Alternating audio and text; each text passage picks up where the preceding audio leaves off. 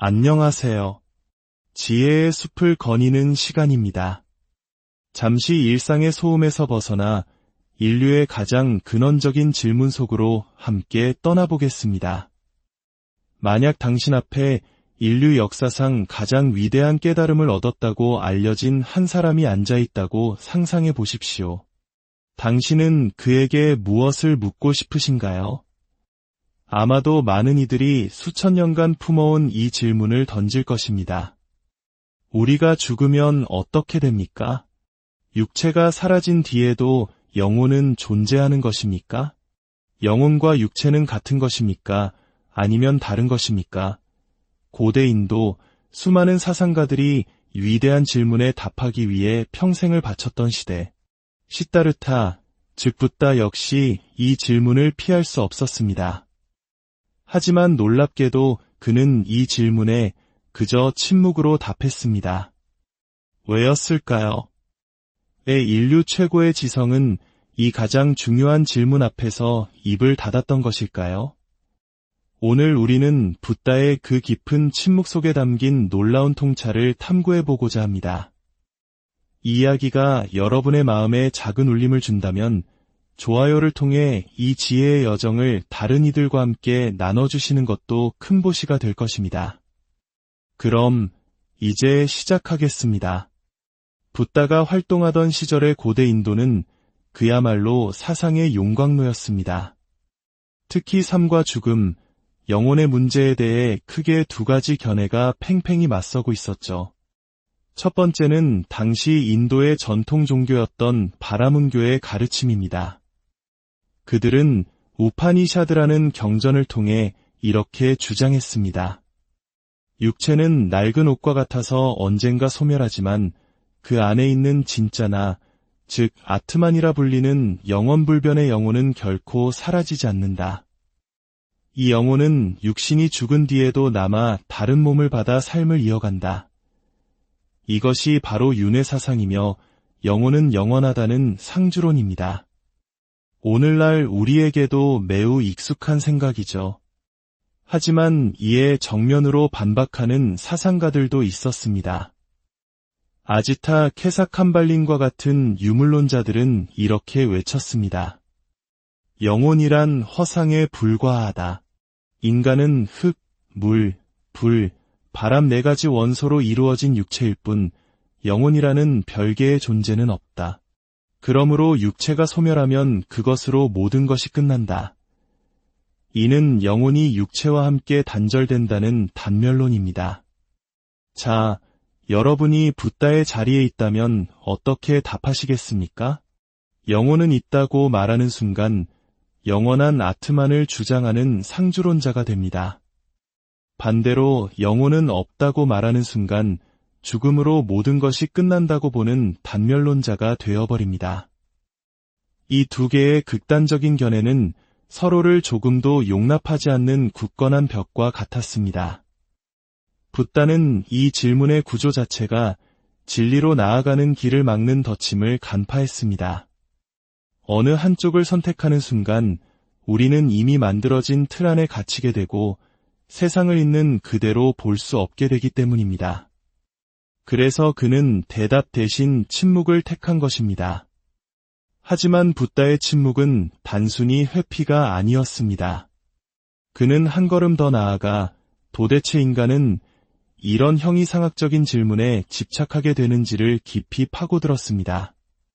그 원인을 알지 못하면 우리는 영원히 이 덫에서 벗어날 수 없기 때문입니다. 초기 불교 경전인 브라흐마잘라수타를 보면 붓다는 이러한 형이상학적 견해들이 세상에 대한 객관적인 관찰의 결과가 아니라고 분석합니다. 오히려 그것들은 지극히 주관적인 느낌에서 비롯된 착각이라는 것입니다. 이것은 매우 혁명적인 통찰입니다. 우리의 심리 작용을 한번 따라가 볼까요? 인간은 눈, 코, 귀와 같은 감각기관을 통해 세상을 접촉합니다. 아름다운 풍경을 보거나 향기로운 냄새를 맡으면 즐거운 느낌이 일어납니다. 반대로 혐오스러운 것을 보거나 끔찍한 소리를 들으면 괴로운 느낌이 일어나죠. 문제는 그 다음부터입니다. 우리는 이 느낌에 강렬하게 반응합니다. 즐거운 느낌은 영원히 지속하고 싶어 하고, 괴로운 느낌은 어떻게든 피하고 싶어 합니다. 이러한 갈망을 불교에서는 가래라고 부릅니다. 목마른 자가 물을 찾듯 애타게 무언가를 갈구하는 마음이죠. 특히 나라는 존재가 항상 여기에 머물러 있다는 이 익숙한 느낌은 우리로 하여금 나는 영원히 존재하고 싶다는 강렬한 존재에 대한 가래를 불러일으킵니다. 그리고 이 가래가 아주 강해지면 우리는 그 생각에만 몰두하고 집착하게 됩니다. 나는 영원해야만 해. 영원한 나, 즉 영혼은 분명히 존재할 거야 라고 스스로의 믿음을 만들어내는 것이죠. 결국 영혼은 영원하다는 상주론적 믿음은 세상을 냉철하게 관찰한 결과가 아니라 영원하고 싶다는 나의 강렬한 느낌과 욕망이 만들어낸 하나의 작품에 불과하다는 것이 붓다의 분석입니다. 단멸론 역시 마찬가지입니다. 삶의 고통이 너무나 커서 이 모든 것이 죽음으로 깨끗하게 끝났으면 좋겠다는 강렬한 느낌이 단멸론이라는 견해를 낳는 조건이 될 수 있습니다. 이처럼 붓다는 형이상학적 논쟁의 허구성을 꿰뚫어보고 그 대신 인간의 마음이 어떻게 작동하여 그런 견해들을 만들어내는지를 있는 그대로 관찰했습니다. 그렇다면 붓다가 관찰한 인간과 세계의 진짜 모습은 무엇이었을까요? 그것이 바로 불교 사상의 핵심인 연기와 무아입니다. 연기란 이 세상의 모든 것은 홀로 독립적으로 존재하는 것이 아니라 수많은 원인과 조건들이 서로 의지하여 일어난다는 뜻입니다. 눈앞의 나무 한 그루를 생각해 보십시오. 저 나무는 그저 나무로서 존재하는 것이 아닙니다. 햇빛과 물, 흙 속의 양분과 바람, 이 모든 조건들이 한데 모여 잠시 나무라는 모습으로 나타난 것뿐입니다. 만약 여기서 햇빛이 사라진다면 나무는 더 이상 존재할 수 없죠. 우리 자신도 마찬가지입니다. 나라는 존재 역시 부모님이라는 조건, 우리가 먹는 음식, 우리가 들이마시는 공기, 우리가 맺는 수많은 관계들 속에서 잠시 생겨난 현상일 뿐입니다. 그래서 불교에서는 이것이 있으므로 저것이 있고 이것이 사라짐으로 저것이 사라진다고 말합니다. 이러한 연기의 법칙을 나 자신에게 적용했을 때 이르게 되는 결론이 바로 무아입니다. 무아는 한자 뜻 그대로 내가 없다는 허무주의적인 말이 결코 아닙니다. 이는 영원하고 변치 않으며 독립적인 실체로서의 나는 없다는 뜻입니다. 강물을 한번 떠올려 보십시오. 우리는 늘 같은 이름으로 한강을 말하지만 어제의 한강물과 오늘의 한강물은 결코 같지 않습니다. 강물은 찰나의 순간도 멈추지 않고 흘러갑니다. 나라는 존재도 이 강물과 같습니다. 우리의 몸, 생각, 감정은 끊임없이 변해가는 과정 그 자체이지 그 안에 고정불변하는 어떤 핵심, 즉 영혼이 들어있는 것이 아니라는 통찰입니다. 연기하는 존재, 무아의 존재, 이것이 바로 붓다가 발견한 세계와 나의 실상입니다. 모든 것은 변하고 내 뜻대로 되지 않는 한계 상황 속에 있으며 고정된 실체로서의 나는 없다. 그런데 여기서 아주 흥미로운 질문이 생겨납니다. 불교 역시 윤회를 말하지 않습니까? 고정된 나도 없고 영혼도 없다면 도대체 무엇이 윤회한다는 말일까요? 이는 무아 사상과 윤회 사상이 정면으로 충돌하는 것처럼 보입니다. 이 모순처럼 보이는 지점에서 불교 사상의 깊이가 드러납니다. 불교에서 말하는 윤회는 바라문교처럼 영원한 영혼이 몸을 갈아타는 것이 아닙니다. 대신 업의 흐름이 이어진다고 설명합니다. 업이란 우리의 생각과 말, 행동을 의미하는데 이 행위들은 반드시 어떠한 결과를 낳는 힘을 가집니다. 마치 촛불로 다른 초에 불을 옮겨 붙이는 것과 같습니다. 두 번째 초의 불꽃은 첫 번째 초의 불꽃과 똑같은 불꽃은 아닙니다. 하지만 첫 번째 불꽃이 원인이 되어 두 번째 불꽃이 일어난 것은 분명한 사실이죠. 이처럼 이번 생의 나의 행위가 다음 생의 존재를 일으키는 조건이 되는 것입니다. 윤회의 주체는 고정된 나가 아니라 끊임없이 이어지는 업의 에너지인 셈입니다. 그래서 경전에는 이런 말이 나옵니다. 업보는 있지만 그 업을 짓는 자는 없다. 행위와 그 결과의 흐름은 분명히 존재하지만 그 행위를 하는 영원불변의 행위자는 없다는 뜻입니다. 이는 윤회 개념을 받아들이면서도 상주론이라는 극단에 빠지지 않으려는 불교의 절묘한 지혜를 보여줍니다. 이 모든 논의는 결국 하나의 비유로 귀결됩니다. 바로 독화살의 비유입니다. 어떤 사람이 독화살을 맞았습니다. 독이 온몸에 퍼져 목숨이 경각에 달려 있습니다. 그런데 이 사람은 당장 화살을 뽑고 치료할 생각은 하지 않고 엉뚱한 질문만 늘어놓습니다. 이 화살을 쏜 사람은 누구인가? 그의 신분은 무엇이며 이름은 무엇인가? 이 화살은 어떤 나무로 만들어졌고 깃털은 어떤 새의 것인가? 독의 성분은 무엇인가? 붓다는 묻습니다. 이 사람이 그 모든 질문에 답을 얻기 전에 어떻게 되겠느냐고. 당연히 그는 답을 듣기 전에 죽고 말 것입니다. 여기서 독화살은 바로 우리 인간이 겪는 생로병사, 즉 현실의 고통을 의미합니다.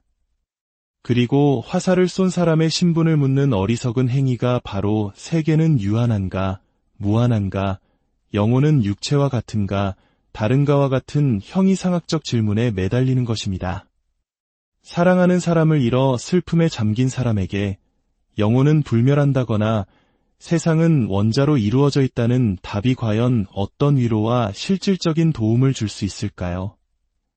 붓다는 그런 공허한 논쟁보다 더 시급하고 중요한 문제가 있다고 말합니다. 바로 지금 내 눈앞에 닥친 고통의 원인을 직시하고 그것을 해결할 방법을 찾는 것입니다. 환상에서 벗어나 모든 것은 변하고 내 뜻대로 되지 않는다는 이 무상한 현실을 있는 그대로 받아들이는 것. 바로 그곳에서부터 진정한 지혜는 시작됩니다. 붓다는 당시 사람들의 수준과 믿음에 맞춰 대화의 방식을 달리했습니다. 윤회를 굳게 믿는 사람에게는 윤회의 틀 안에서 선행의 중요성을 설명했고 지적인 제자들에게는 연기와 무아의 깊은 이치를 논리적으로 풀어주었습니다. 모든 사람에게 똑같은 답을 한 것이 아니라 각자의 병에 맞는 약을 처방한 명의와 같았습니다. 결국 붓다의 침묵은 무지나 회피가 아니었습니다. 그것은 그 질문은 당신의 고통을 해결하는 데 아무런 도움이 되지 않습니다. 라는 가장 자비로운 대답이었습니다. 헛된 관념의 세계에서 벗어나 지금 당신이 발딛고 서 있는 이 현실, 이 순간에 당신의 마음을 똑바로 바라보라는 가장 강력한 가르침이었습니다. 어쩌면 진정한 깨달음이란 세상의 모든 비밀에 대한 정답을 아는 것이 아닐지도 모릅니다. 대신 우리를 헛된 망상으로 이끄는 질문을 멈추고 지금 여기 나의 삶을 변화시킬 수 있는 올바른 질문을 스스로에게 던질 줄 아는 지혜가 아닐까요? 오늘 붓다의 침묵에 대한 이야기가 여러분 각자의 삶 속에서 스스로에게 던져야 할 가장 중요한 질문이 무엇인지 돌아보는 계기가 되었기를 바랍니다. 지혜의 숲과 함께 해주셔서 안녕하세요. 지혜의 숲을 거니는 시간입니다. 잠시 일상의 소음에서 벗어나 인류의 가장 근원적인 질문 속으로 함께 떠나보겠습니다. 만약 당신 앞에 인류 역사상 가장 위대한 깨달음을 얻었다고 알려진 한 사람이 앉아있다고 상상해 보십시오. 당신은 그에게 무엇을 묻고 싶으신가요?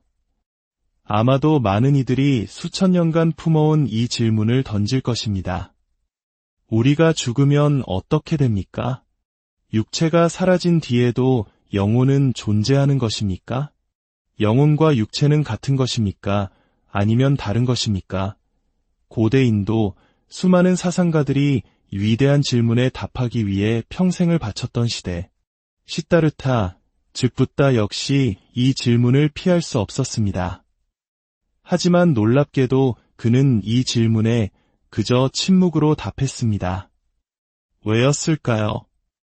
왜 인류 최고의 지성은 이 가장 중요한 질문 앞에서 입을 닫았던 것일까요? 오늘 우리는 붓다의 그 깊은 침묵 속에 담긴 놀라운 통찰을 탐구해보고자 합니다.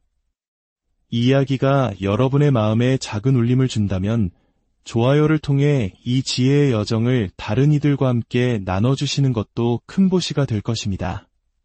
그럼 이제 시작하겠습니다. 붓다가 활동하던 시절의 고대 인도는 그야말로 사상의 용광로였습니다. 특히 삶과 죽음, 영혼의 문제에 대해 크게 두 가지 견해가 팽팽히 맞서고 있었죠. 첫 번째는 당시 인도의 전통 종교였던 바라문교의 가르침입니다. 그들은 우파니샤드라는 경전을 통해 이렇게 주장했습니다. 육체는 낡은 옷과 같아서 언젠가 소멸하지만 그 안에 있는 진짜나 즉 아트만이라 불리는 영원불변의 영혼은 결코 사라지지 않는다. 이 영혼은 육신이 죽은 뒤에도 남아 다른 몸을 받아 삶을 이어간다. 이것이 바로 윤회 사상이며 영혼은 영원하다는 상주론입니다. 오늘날 우리에게도 매우 익숙한 생각이죠. 하지만 이에 정면으로 반박하는 사상가들도 있었습니다. 아지타 케사캄발린과 같은 유물론자들은 이렇게 외쳤습니다. 영혼이란 허상에 불과하다. 인간은 흙, 물, 불, 바람 네 가지 원소로 이루어진 육체일 뿐 영혼이라는 별개의 존재는 없다. 그러므로 육체가 소멸하면 그것으로 모든 것이 끝난다. 이는 영혼이 육체와 함께 단절된다는 단멸론입니다. 자, 여러분이 붓다의 자리에 있다면 어떻게 답하시겠습니까? 영혼은 있다고 말하는 순간 영원한 아트만을 주장하는 상주론자가 됩니다. 반대로 영혼은 없다고 말하는 순간 죽음으로 모든 것이 끝난다고 보는 단멸론자가 되어버립니다. 이 두 개의 극단적인 견해는 서로를 조금도 용납하지 않는 굳건한 벽과 같았습니다. 붓다는 이 질문의 구조 자체가 진리로 나아가는 길을 막는 덧침을 간파했습니다. 어느 한쪽을 선택하는 순간 우리는 이미 만들어진 틀 안에 갇히게 되고 세상을 있는 그대로 볼 수 없게 되기 때문입니다. 그래서 그는 대답 대신 침묵을 택한 것입니다. 하지만 붓다의 침묵은 단순히 회피가 아니었습니다.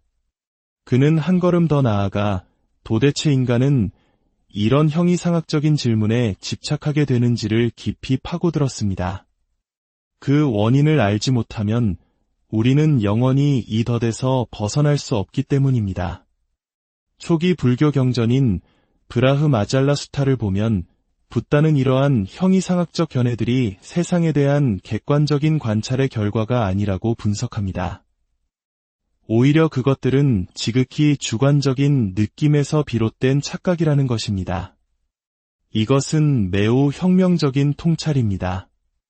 우리의 심리 작용을 한번 따라가 볼까요?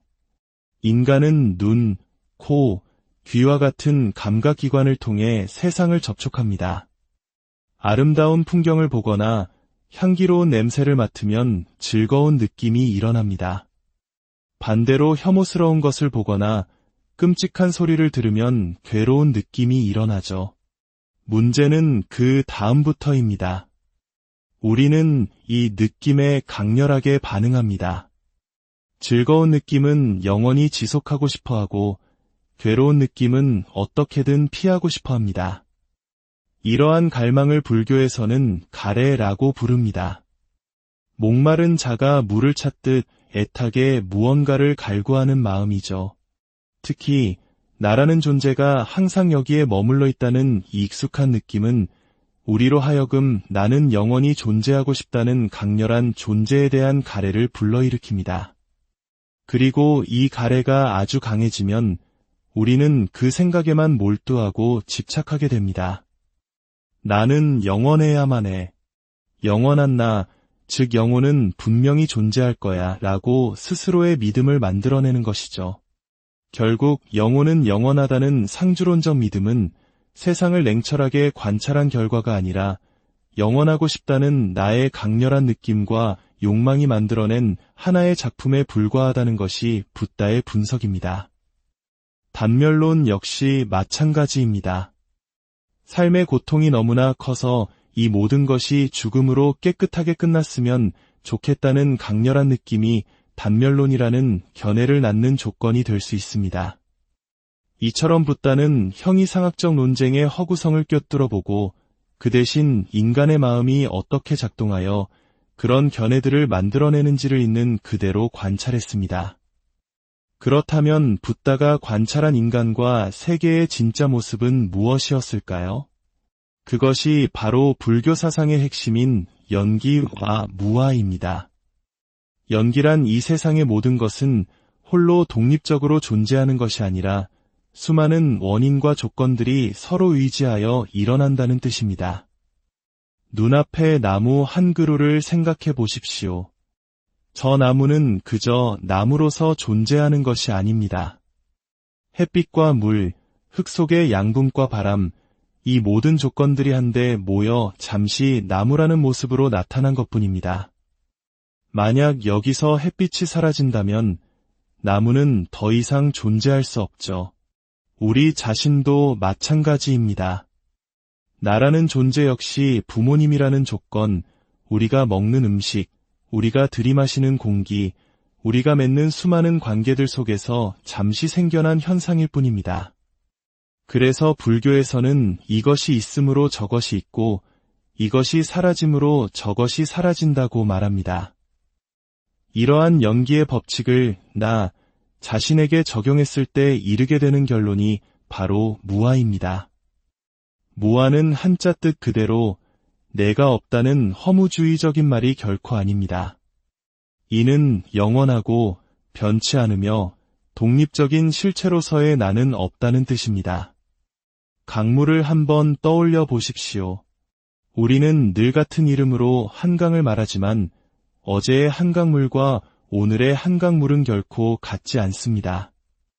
강물은 찰나의 순간도 멈추지 않고 흘러갑니다. 나라는 존재도 이 강물과 같습니다. 우리의 몸, 생각, 감정은 끊임없이 변해가는 과정 그 자체이지 그 안에 고정불변하는 어떤 핵심, 즉 영혼이 들어있는 것이 아니라는 통찰입니다. 연기하는 존재, 무아의 존재, 이것이 바로 붓다가 발견한 세계와 나의 실상입니다. 모든 것은 변하고 내 뜻대로 되지 않는 한계 상황 속에 있으며 고정된 실체로서의 나는 없다. 그런데 여기서 아주 흥미로운 질문이 생겨납니다. 불교 역시 윤회를 말하지 않습니까? 고정된 나도 없고 영혼도 없다면 도대체 무엇이 윤회한다는 말일까요? 이는 무아 사상과 윤회 사상이 정면으로 충돌하는 것처럼 보입니다. 이 모순처럼 보이는 지점에서 불교 사상의 깊이가 드러납니다. 불교에서 말하는 윤회는 바라문교처럼 영원한 영혼이 몸을 갈아타는 것이 아닙니다. 대신 업의 흐름이 이어진다고 설명합니다. 업이란 우리의 생각과 말, 행동을 의미하는데 이 행위들은 반드시 어떠한 결과를 낳는 힘을 가집니다. 마치 촛불로 다른 초에 불을 옮겨 붙이는 것과 같습니다.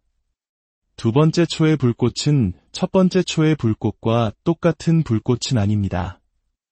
하지만 첫 번째 불꽃이 원인이 되어 두 번째 불꽃이 일어난 것은 분명한 사실이죠. 이처럼 이번 생의 나의 행위가 다음 생의 존재를 일으키는 조건이 되는 것입니다. 윤회의 주체는 고정된 나가 아니라 끊임없이 이어지는 업의 에너지인 셈입니다. 그래서 경전에는 이런 말이 나옵니다.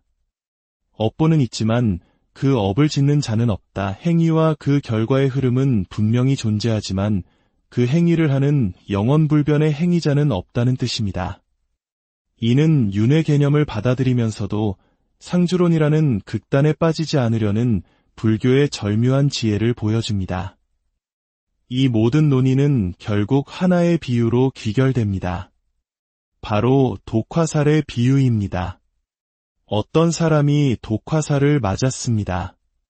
독이 온몸에 퍼져 목숨이 경각에 달려 있습니다. 그런데 이 사람은 당장 화살을 뽑고 치료할 생각은 하지 않고 엉뚱한 질문만 늘어놓습니다. 이 화살을 쏜 사람은 누구인가? 그의 신분은 무엇이며 이름은 무엇인가? 이 화살은 어떤 나무로 만들어졌고 깃털은 어떤 새의 것인가? 독의 성분은 무엇인가? 붓다는 묻습니다. 이 사람이 그 모든 질문에 답을 얻기 전에 어떻게 되겠느냐고. 당연히 그는 답을 듣기 전에 죽고 말 것입니다.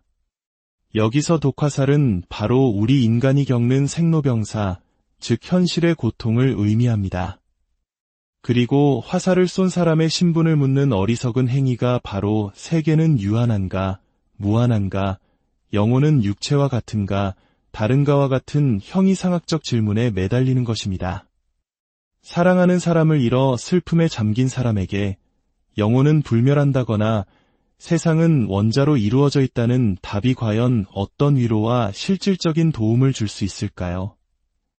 붓다는 그런 공허한 논쟁보다 더 시급하고 중요한 문제가 있다고 말합니다. 바로 지금 내 눈앞에 닥친 고통의 원인을 직시하고 그것을 해결할 방법을 찾는 것입니다. 환상에서 벗어나 모든 것은 변하고 내 뜻대로 되지 않는다는 이 무상한 현실을 있는 그대로 받아들이는 것. 바로 그곳에서부터 진정한 지혜는 시작됩니다. 붓다는 당시 사람들의 수준과 믿음에 맞춰 대화의 방식을 달리했습니다. 윤회를 굳게 믿는 사람에게는 윤회의 틀 안에서 선행의 중요성을 설명했고, 지적인 제자들에게는 연기와 무아의 깊은 이치를 논리적으로 풀어주었습니다. 모든 사람에게 똑같은 답을 한 것이 아니라 각자의 병에 맞는 약을 처방한 명의와 같았습니다. 결국 붓다의 침묵은 무지나 회피가 아니었습니다. 그것은 그 질문은 당신의 고통을 해결하는 데 아무런 도움이 되지 않습니다. 라는 가장 자비로운 대답이었습니다. 헛된 관념의 세계에서 벗어나 지금 당신이 발딛고 서 있는 이 현실, 이 순간에 당신의 마음을 똑바로 바라보라는 가장 강력한 가르침이었습니다. 어쩌면 진정한 깨달음이란 세상의 모든 비밀에 대한 정답을 아는 것이 아닐지도 모릅니다. 대신 우리를 헛된 망상으로 이끄는 질문을 멈추고 지금 여기 나의 삶을 변화시킬 수 있는 올바른 질문을 스스로에게 던질 줄 아는 지혜가 아닐까요?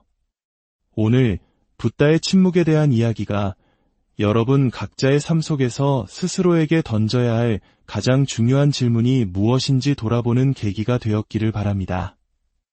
지혜의 숲과 함께 해주셔서 안녕하세요. 지혜의 숲을 거니는 시간입니다. 잠시 일상의 소음에서 벗어나 인류의 가장 근원적인 질문 속으로 함께 떠나보겠습니다. 만약 당신 앞에 인류 역사상 가장 위대한 깨달음을 얻었다고 알려진 한 사람이 앉아있다고 상상해 보십시오. 당신은 그에게 무엇을 묻고 싶으신가요? 아마도 많은 이들이 수천 년간 품어온 이 질문을 던질 것입니다. 우리가 죽으면 어떻게 됩니까? 육체가 사라진 뒤에도 영혼은 존재하는 것입니까? 영혼과 육체는 같은 것입니까? 아니면 다른 것입니까? 고대 인도 수많은 사상가들이 위대한 질문에 답하기 위해 평생을 바쳤던 시대. 시다르타, 즉 붓다 역시 이 질문을 피할 수 없었습니다. 하지만 놀랍게도 그는 이 질문에 그저 침묵으로 답했습니다. 왜였을까요? 왜 인류 최고의 지성은 이 가장 중요한 질문 앞에서 입을 닫았던 것일까요? 오늘 우리는 붓다의 그 깊은 침묵 속에 담긴 놀라운 통찰을 탐구해보고자 합니다. 이 이야기가 여러분의 마음에 작은 울림을 준다면 좋아요를 통해 이 지혜의 여정을 다른 이들과 함께 나눠주시는 것도 큰 보시가 될 것입니다. 그럼 이제 시작하겠습니다. 붓다가 활동하던 시절의 고대 인도는 그야말로 사상의 용광로였습니다. 특히 삶과 죽음, 영혼의 문제에 대해 크게 두 가지 견해가 팽팽히 맞서고 있었죠. 첫 번째는 당시 인도의 전통 종교였던 바라문교의 가르침입니다. 그들은 우파니샤드라는 경전을 통해 이렇게 주장했습니다. 육체는 낡은 옷과 같아서 언젠가 소멸하지만 그 안에 있는 진짜나, 즉 아트만이라 불리는 영원불변의 영혼은 결코 사라지지 않는다. 이 영혼은 육신이 죽은 뒤에도 남아 다른 몸을 받아 삶을 이어간다. 이것이 바로 윤회 사상이며 영혼은 영원하다는 상주론입니다. 오늘날 우리에게도 매우 익숙한 생각이죠. 하지만 이에 정면으로 반박하는 사상가들도 있었습니다. 아지타 케사캄발린과 같은 유물론자들은 이렇게 외쳤습니다. 영혼이란 허상에 불과하다. 인간은 흙, 물, 불, 바람 네 가지 원소로 이루어진 육체일 뿐 영혼이라는 별개의 존재는 없다. 그러므로 육체가 소멸하면 그것으로 모든 것이 끝난다. 이는 영혼이 육체와 함께 단절된다는 단멸론입니다. 자, 여러분이 붓다의 자리에 있다면 어떻게 답하시겠습니까? 영혼은 있다고 말하는 순간 영원한 아트만을 주장하는 상주론자가 됩니다. 반대로 영혼은 없다고 말하는 순간 죽음으로 모든 것이 끝난다고 보는 단멸론자가 되어버립니다. 이 두 개의 극단적인 견해는 서로를 조금도 용납하지 않는 굳건한 벽과 같았습니다. 붓다는 이 질문의 구조 자체가 진리로 나아가는 길을 막는 덫임을 간파했습니다. 어느 한쪽을 선택하는 순간 우리는 이미 만들어진 틀 안에 갇히게 되고 세상을 있는 그대로 볼 수 없게 되기 때문입니다. 그래서 그는 대답 대신 침묵을 택한 것입니다. 하지만 붓다의 침묵은 단순히 회피가 아니었습니다. 그는 한 걸음 더 나아가 도대체 인간은 이런 형이상학적인 질문에 집착하게 되는지를 깊이 파고들었습니다. 그 원인을 알지 못하면 우리는 영원히 이 덫에서 벗어날 수 없기 때문입니다. 초기 불교 경전인 브라흐마잘라 수타를 보면 붓다는 이러한 형이상학적 견해들이 세상에 대한 객관적인 관찰의 결과가 아니라고 분석합니다.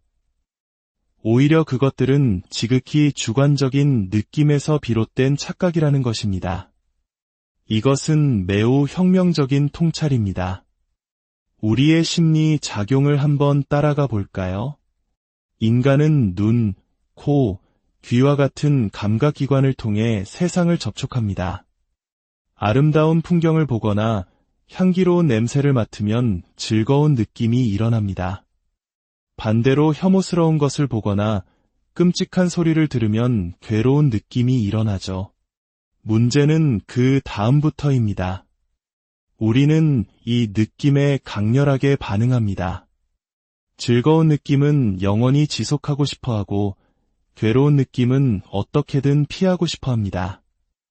이러한 갈망을 불교에서는 가래라고 부릅니다. 목마른 자가 물을 찾듯 애타게 무언가를 갈구하는 마음이죠. 특히 나라는 존재가 항상 여기에 머물러 있다는 익숙한 느낌은 우리로 하여금 나는 영원히 존재하고 싶다는 강렬한 존재에 대한 가래를 불러일으킵니다. 그리고 이 가래가 아주 강해지면 우리는 그 생각에만 몰두하고 집착하게 됩니다. 나는 영원해야만 해. 영원한 나, 즉 영혼은 분명히 존재할 거야 라고 스스로의 믿음을 만들어내는 것이죠. 결국 영혼은 영원하다는 상주론적 믿음은 세상을 냉철하게 관찰한 결과가 아니라 영원하고 싶다는 나의 강렬한 느낌과 욕망이 만들어낸 하나의 작품에 불과하다는 것이 붓다의 분석입니다. 단멸론 역시 마찬가지입니다. 삶의 고통이 너무나 커서 이 모든 것이 죽음으로 깨끗하게 끝났으면 좋겠다는 강렬한 느낌이 단멸론이라는 견해를 낳는 조건이 될 수 있습니다. 이처럼 붓다는 형이상학적 논쟁의 허구성을 꿰뚫어보고 그 대신 인간의 마음이 어떻게 작동하여 그런 견해들을 만들어내는지를 있는 그대로 관찰했습니다. 그렇다면 붓다가 관찰한 인간과 세계의 진짜 모습은 무엇이었을까요? 그것이 바로 불교 사상의 핵심인 연기와 무아입니다. 연기란 이 세상의 모든 것은 홀로 독립적으로 존재하는 것이 아니라 수많은 원인과 조건들이 서로 의지하여 일어난다는 뜻입니다. 눈앞의 나무 한 그루를 생각해 보십시오. 저 나무는 그저 나무로서 존재하는 것이 아닙니다. 햇빛과 물, 흙 속의 양분과 바람, 이 모든 조건들이 한데 모여 잠시 나무라는 모습으로 나타난 것뿐입니다. 만약 여기서 햇빛이 사라진다면 나무는 더 이상 존재할 수 없죠. 우리 자신도 마찬가지입니다. 나라는 존재 역시 부모님이라는 조건, 우리가 먹는 음식, 우리가 들이마시는 공기, 우리가 맺는 수많은 관계들 속에서 잠시 생겨난 현상일 뿐입니다. 그래서 불교에서는 이것이 있음으로 저것이 있고 이것이 사라짐으로 저것이 사라진다고 말합니다. 이러한 연기의 법칙을 나 자신에게 적용했을 때 이르게 되는 결론이 바로 무아입니다. 무아는 한자 뜻 그대로 내가 없다는 허무주의적인 말이 결코 아닙니다. 이는 영원하고 변치 않으며 독립적인 실체로서의 나는 없다는 뜻입니다. 강물을 한번 떠올려 보십시오. 우리는 늘 같은 이름으로 한강을 말하지만 어제의 한강물과 오늘의 한강물은 결코 같지 않습니다. 강물은 찰나의 순간도 멈추지 않고 흘러갑니다. 나라는 존재도 이 강물과 같습니다. 우리의 몸, 생각, 감정은 끊임없이 변해가는 과정 그 자체이지 그 안에 고정불변하는 어떤 핵심, 즉 영혼이 들어있는 것이 아니라는 통찰입니다. 연기하는 존재, 무아의 존재, 이것이 바로 붓다가 발견한 세계와 나의 실상입니다. 모든 것은 변하고 내 뜻대로 되지 않는 한계 상황 속에 있으며 고정된 실체로서의 나는 없다. 그런데 여기서 아주 흥미로운 질문이 생겨납니다. 불교 역시 윤회를 말하지 않습니까? 고정된 나도 없고 영혼도 없다면 도대체 무엇이 윤회한다는 말일까요? 이는 무아 사상과 윤회 사상이 정면으로 충돌하는 것처럼 보입니다. 이 모순처럼 보이는 지점에서 불교 사상의 깊이가 드러납니다. 불교에서 말하는 윤회는 바라문교처럼 영원한 영혼이 몸을 갈아타는 것이 아닙니다. 대신 업의 흐름이 이어진다고 설명합니다. 업이란 우리의 생각과 말, 행동을 의미하는데 이 행위들은 반드시 어떠한 결과를 낳는 힘을 가집니다. 마치 촛불로 다른 초에 불을 옮겨 붙이는 것과 같습니다. 두 번째 초의 불꽃은 첫 번째 초의 불꽃과 똑같은 불꽃은 아닙니다. 하지만 첫 번째 불꽃이 원인이 되어 두 번째 불꽃이 일어난 것은 분명한 사실이죠. 이처럼 이번 생의 나의 행위가 다음 생의 존재를 일으키는 조건이 되는 것입니다. 윤회의 주체는 고정된 나가 아니라 끊임없이 이어지는 업의 에너지인 셈입니다. 그래서 경전에는 이런 말이 나옵니다. 업보는 있지만 그 업을 짓는 자는 없다. 행위와 그 결과의 흐름은 분명히 존재하지만 그 행위를 하는 영원불변의 행위자는 없다는 뜻입니다. 이는 윤회 개념을 받아들이면서도 상주론이라는 극단에 빠지지 않으려는 불교의 절묘한 지혜를 보여줍니다. 이 모든 논의는 결국 하나의 비유로 귀결됩니다. 바로 독화살의 비유입니다. 어떤 사람이 독화살을 맞았습니다. 독이 온몸에 퍼져 목숨이 경각에 달려 있습니다. 그런데 이 사람은 당장 화살을 뽑고 치료할 생각은 하지 않고 엉뚱한 질문만 늘어놓습니다. 이 화살을 쏜 사람은 누구인가? 그의 신분은 무엇이며 이름은 무엇인가? 이 화살은 어떤 나무로 만들어졌고 깃털은 어떤 새의 것인가? 독의 성분은 무엇인가? 붓다는 묻습니다. 이 사람이 그 모든 질문에 답을 얻기 전에 어떻게 되겠느냐고. 당연히 그는 답을 듣기 전에 죽고 말 것입니다. 여기서 독화살은 바로 우리 인간이 겪는 생로병사, 즉 현실의 고통을 의미합니다. 그리고 화살을 쏜 사람의 신분을 묻는 어리석은 행위가 바로 세계는 유한한가, 무한한가, 영혼은 육체와 같은가, 다른가와 같은 형이상학적 질문에 매달리는 것입니다. 사랑하는 사람을 잃어 슬픔에 잠긴 사람에게 영혼은 불멸한다거나 세상은 원자로 이루어져 있다는 답이 과연 어떤 위로와 실질적인 도움을 줄 수 있을까요? 붓다는 그런 공허한 논쟁보다 더 시급하고 중요한 문제가 있다고 말합니다. 바로 지금 내 눈앞에 닥친 고통의 원인을 직시하고 그것을 해결할 방법을 찾는 것입니다. 환상에서 벗어나 모든 것은 변하고 내 뜻대로 되지 않는다는 이 무상한 현실을 있는 그대로 받아들이는 것. 바로 그곳에서부터 진정한 지혜는 시작됩니다. 붓다는 당시 사람들의 수준과 믿음에 맞춰 대화의 방식을 달리했습니다. 윤회를 굳게 믿는 사람에게는 윤회의 틀 안에서 선행의 중요성을 설명했고, 지적인 제자들에게는 연기와 무아의 깊은 이치를 논리적으로 풀어주었습니다. 모든 사람에게 똑같은 답을 한 것이 아니라 각자의 병에 맞는 약을 처방한 명의와 같았습니다. 결국 붓다의 침묵은 무지나 회피가 아니었습니다. 그것은 그 질문은 당신의 고통을 해결하는 데 아무런 도움이 되지 않습니다. 라는 가장 자비로운 대답이었습니다. 헛된 관념의 세계에서 벗어나 지금 당신이 발딛고 서 있는 이 현실, 이 순간에 당신의 마음을 똑바로 바라보라는 가장 강력한 가르침이었습니다. 어쩌면 진정한 깨달음이란 세상의 모든 비밀에 대한 정답을 아는 것이 아닐지도 모릅니다. 대신 우리를 헛된 망상으로 이끄는 질문을 멈추고 지금 여기 나의 삶을 변화시킬 수 있는 올바른 질문을 스스로에게 던질 줄 아는 지혜가 아닐까요? 오늘 붓다의 침묵에 대한 이야기가 여러분 각자의 삶 속에서 스스로에게 던져야 할 가장 중요한 질문이 무엇인지 돌아보는 계기가 되었기를 바랍니다. 지혜의 숲과 함께 해주셔서 안녕하세요. 지혜의 숲을 거니는 시간입니다.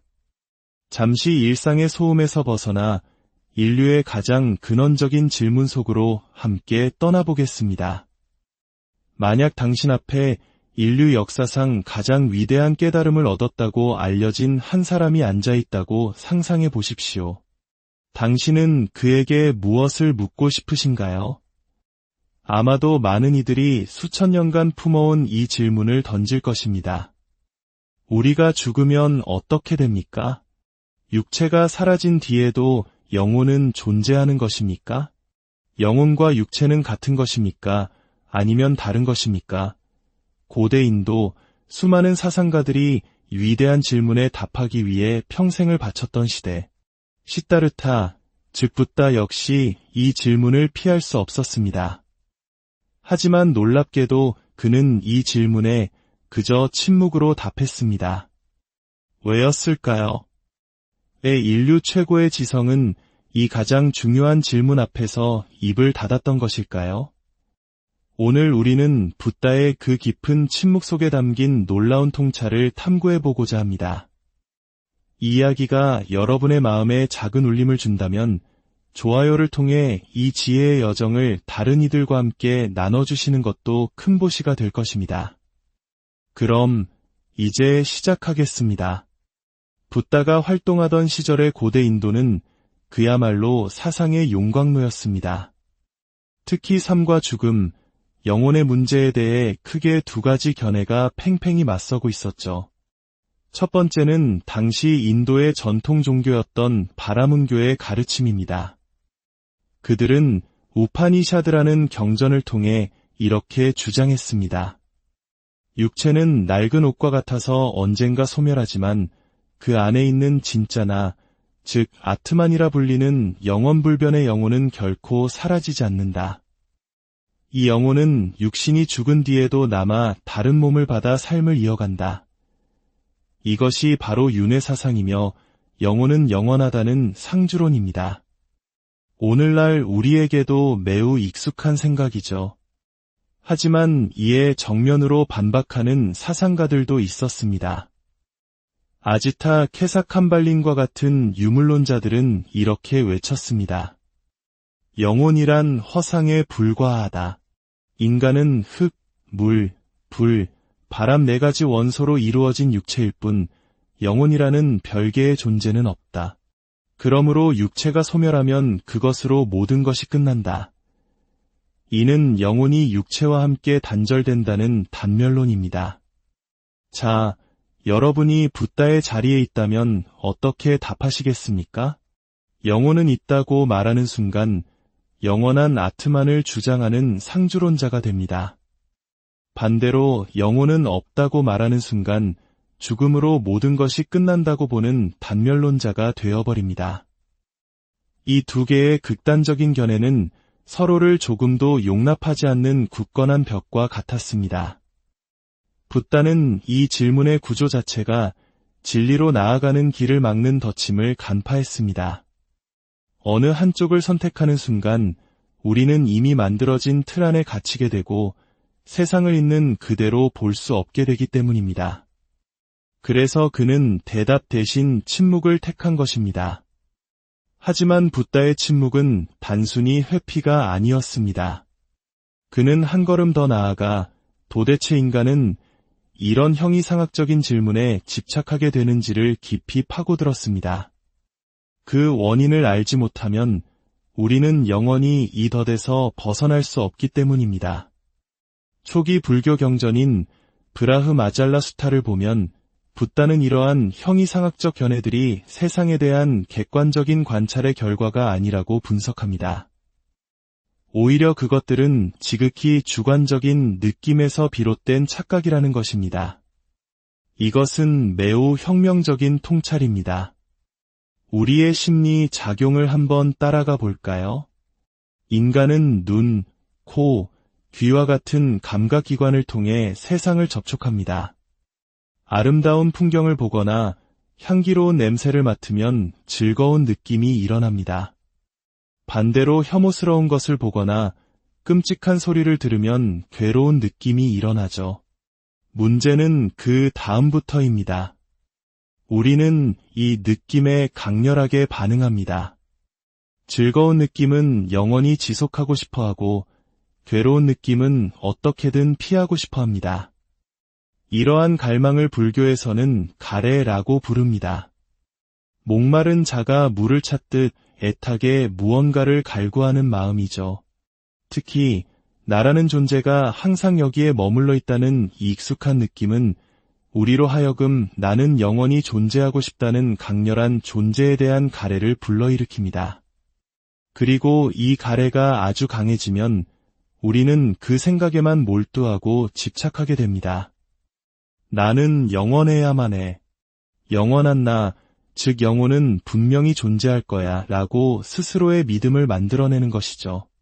결국 영혼은 영원하다는 상주론적 믿음은 세상을 냉철하게 관찰한 결과가 아니라 영원하고 싶다는 나의 강렬한 느낌과 욕망이 만들어낸 하나의 작품에 불과하다는 것이 붓다의 분석입니다. 단멸론 역시 마찬가지입니다. 삶의 고통이 너무나 커서 이 모든 것이 죽음으로 깨끗하게 끝났으면 좋겠다는 강렬한 느낌이 단멸론이라는 견해를 낳는 조건이 될 수 있습니다. 이처럼 붓다는 형이상학적 논쟁에 허구성을 꿰뚫어 보고 그 대신 인간의 마음이 어떻게 작동하여 그런 견해들을 만들어내는지를 있는 그대로 관찰했습니다. 그렇다면 붓다가 관찰한 인간과 세계의 진짜 모습은 무엇이었을까요? 그것이 바로 불교 사상의 핵심인 연기와 무아입니다. 연기란 이 세상의 모든 것은 홀로 독립적으로 존재하는 것이 아니라 수많은 원인과 조건들이 서로 의지하여 일어난다는 뜻입니다. 눈앞의 나무 한 그루를 생각해 보십시오. 저 나무는 그저 나무로서 존재하는 것이 아닙니다. 햇빛과 물, 흙 속의 양분과 바람, 이 모든 조건들이 한데 모여 잠시 나무라는 모습으로 나타난 것뿐입니다. 만약 여기서 햇빛이 사라진다면 나무는 더 이상 존재할 수 없죠. 우리 자신도 마찬가지입니다. 나라는 존재 역시 부모님이라는 조건, 우리가 먹는 음식, 우리가 들이마시는 공기, 우리가 맺는 수많은 관계들 속에서 잠시 생겨난 현상일 뿐입니다. 그래서 불교에서는 이것이 있음으로 저것이 있고 이것이 사라짐으로 저것이 사라진다고 말합니다. 이러한 연기의 법칙을 나 자신에게 적용했을 때 이르게 되는 결론이 바로 무아입니다. 무아는 한자 뜻 그대로 내가 없다는 허무주의적인 말이 결코 아닙니다. 이는 영원하고 변치 않으며 독립적인 실체로서의 나는 없다는 뜻입니다. 강물을 한번 떠올려 보십시오. 우리는 늘 같은 이름으로 한강을 말하지만 어제의 한강물과 오늘의 한강물은 결코 같지 않습니다.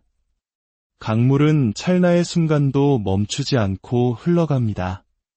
나라는 존재도 이 강물과 같습니다. 우리의 몸, 생각, 감정은 끊임없이 변해가는 과정 그 자체이지 그 안에 고정불변하는 어떤 핵심, 즉 영혼이 들어있는 것이 아니라는 통찰입니다.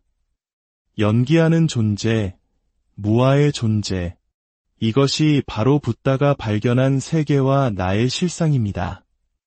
모든 것은 변하고 내 뜻대로 되지 않는 한계 상황 속에 있으며 고정된 실체로서의 나는 없다. 그런데 여기서 아주 흥미로운 질문이 생겨납니다. 불교 역시 윤회를 말하지 않습니까? 고정된 나도 없고 영혼도 없다면 도대체 무엇이 윤회한다는 말일까요? 이는 무아 사상과 윤회 사상이 정면으로 충돌하는 것처럼 보입니다. 이 모순처럼 보이는 지점에서 불교 사상의 깊이가 드러납니다. 불교에서 말하는 윤회는 바라문교처럼 영원한 영혼이 몸을 갈아타는 것이 아닙니다. 대신 업의 흐름이 이어진다고 설명합니다. 업이란 우리의 생각과 말, 행동을 의미하는데 이 행위들은 반드시 어떠한 결과를 낳는 힘을 가집니다. 마치 촛불로 다른 초에 불을 옮겨 붙이는 것과 같습니다. 두 번째 초의 불꽃은 첫 번째 초의 불꽃과 똑같은 불꽃은 아닙니다. 하지만 첫 번째 불꽃이 원인이 되어 두 번째 불꽃이 일어난 것은 분명한 사실이죠. 이처럼 이번 생의 나의 행위가 다음 생의 존재를 일으키는 조건이 되는 것입니다. 윤회의 주체는 고정된 나가 아니라 끊임없이 이어지는 업의 에너지인 셈입니다. 그래서 경전에는 이런 말이 나옵니다. 업보는 있지만 그 업을 짓는 자는 없다. 행위와 그 결과의 흐름은 분명히 존재하지만 그 행위를 하는 영원불변의 행위자는 없다는 뜻입니다. 이는 윤회 개념을 받아들이면서도 상주론이라는 극단에 빠지지 않으려는 불교의 절묘한 지혜를 보여줍니다. 이 모든 논의는 결국 하나의 비유로 귀결됩니다. 바로 독화살의 비유입니다. 어떤 사람이 독화살을 맞았습니다. 독이 온몸에 퍼져 목숨이 경각에 달려 있습니다. 그런데 이 사람은 당장 화살을 뽑고 치료할 생각은 하지 않고 엉뚱한 질문만 늘어놓습니다. 이 화살을 쏜 사람은 누구인가? 그의 신분은 무엇이며 이름은 무엇인가? 이 화살은 어떤 나무로 만들어졌고 깃털은 어떤 새의 것인가? 독의 성분은 무엇인가? 붓다는 묻습니다. 이 사람이 그 모든 질문에 답을 얻기 전에 어떻게 되겠느냐고. 당연히 그는 답을 듣기 전에 죽고 말 것입니다. 여기서 독화살은 바로 우리 인간이 겪는 생로병사, 즉 현실의 고통을 의미합니다. 그리고 화살을 쏜 사람의 신분을 묻는 어리석은 행위가 바로 세계는 유한한가, 무한한가, 영혼은 육체와 같은가, 다른가와 같은 형이상학적 질문에 매달리는 것입니다. 사랑하는 사람을 잃어 슬픔에 잠긴 사람에게 영혼은 불멸한다거나 세상은 원자로 이루어져 있다는 답이 과연 어떤 위로와 실질적인 도움을 줄 수 있을까요? 붓다는 그런 공허한 논쟁보다 더 시급하고 중요한 문제가 있다고 말합니다. 바로 지금 내 눈앞에 닥친 고통의 원인을 직시하고 그것을 해결할 방법을 찾는 것입니다. 환상에서 벗어나 모든 것은 변하고 내 뜻대로 되지 않는다는 이 무상한 현실을 있는 그대로 받아들이는 것. 바로 그곳에서부터 진정한 지혜는 시작됩니다. 붓다는 당시 사람들의 수준과 믿음에 맞춰 대화의 방식을 달리했습니다. 윤회를 굳게 믿는 사람에게는 윤회의 틀 안에서 선행의 중요성을 설명했고, 지적인 제자들에게는 연기와 무아의 깊은 이치를 논리적으로 풀어주었습니다. 모든 사람에게 똑같은 답을 한 것이 아니라 각자의 병에 맞는 약을 처방한 명의와 같았습니다. 결국 붓다의 침묵은 무지나 회피가 아니었습니다. 그것은 그 질문은 당신의 고통을 해결하는 데 아무런 도움이 되지 않습니다. 라는 가장 자비로운 대답이었습니다. 헛된 관념의 세계에서 벗어나 지금 당신이 발딛고 서 있는 이 현실, 이 순간에 당신의 마음을 똑바로 바라보라는 가장 강력한 가르침이었습니다. 어쩌면 진정한 깨달음이란 세상의 모든 비밀에 대한 정답을 아는 것이 아닐지도 모릅니다. 대신 우리를 헛된 망상으로 이끄는 질문을 멈추고 지금 여기 나의 삶을 변화시킬 수 있는 올바른 질문을 스스로에게 던질 줄 아는 지혜가 아닐까요? 오늘 붓다의 침묵에 대한 이야기가 여러분 각자의 삶 속에서 스스로에게 던져야 할 가장 중요한 질문이 무엇인지 돌아보는 계기가 되었기를 바랍니다. 지혜의 숲과 함께 해주셔서 안녕하세요. 지혜의 숲을 거니는 시간입니다. 잠시 일상의 소음에서 벗어나 인류의 가장 근원적인 질문 속으로 함께 떠나보겠습니다. 만약 당신 앞에 인류 역사상 가장 위대한 깨달음을 얻었다고 알려진 한 사람이 앉아있다고 상상해 보십시오. 당신은 그에게 무엇을 묻고 싶으신가요? 아마도 많은 이들이 수천 년간 품어온 이 질문을 던질 것입니다. 우리가 죽으면 어떻게 됩니까? 육체가 사라진 뒤에도 영혼은 존재하는 것입니까? 영혼과 육체는 같은 것입니까? 아니면 다른 것입니까? 고대 인도 수많은 사상가들이 위대한 질문에 답하기 위해 평생을 바쳤던 시대. 시다르타, 즉 붓다 역시 이 질문을 피할 수 없었습니다. 하지만 놀랍게도 그는 이 질문에 그저 침묵으로 답했습니다. 왜였을까요? 인류 최고의 지성은 이 가장 중요한 질문 앞에서 입을 닫았던 것일까요? 오늘 우리는 붓다의 그 깊은 침묵 속에 담긴 놀라운 통찰을 탐구해보고자 합니다. 이 이야기가 여러분의 마음에 작은 울림을 준다면 좋아요를 통해 이 지혜의 여정을 다른 이들과 함께 나눠주시는 것도 큰 보시가 될 것입니다. 그럼 이제 시작하겠습니다. 붓다가 활동하던 시절의 고대 인도는 그야말로 사상의 용광로였습니다. 특히 삶과 죽음, 영혼의 문제에 대해 크게 두 가지 견해가 팽팽히 맞서고 있었죠. 첫 번째는 당시 인도의 전통 종교였던 바라문교의 가르침입니다.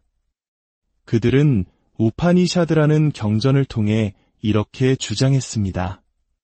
육체는 낡은 옷과 같아서 언젠가 소멸하지만 그 안에 있는 진짜나 즉 아트만이라 불리는 영원불변의 영혼은 결코 사라지지 않는다. 이 영혼은 육신이 죽은 뒤에도 남아 다른 몸을 받아 삶을 이어간다. 이것이 바로 윤회 사상이며 영혼은 영원하다는 상주론입니다. 오늘날 우리에게도 매우 익숙한 생각이죠. 하지만 이에 정면으로 반박하는 사상가들도 있었습니다. 아지타 케사캄발린과 같은 유물론자들은 이렇게 외쳤습니다. 영혼이란 허상에 불과하다. 인간은 흙, 물, 불, 바람 네 가지 원소로 이루어진 육체일 뿐 영혼이라는 별개의 존재는 없다. 그러므로 육체가 소멸하면 그것으로 모든 것이 끝난다. 이는 영혼이 육체와 함께 단절된다는 단멸론입니다. 자, 여러분이 붓다의 자리에 있다면 어떻게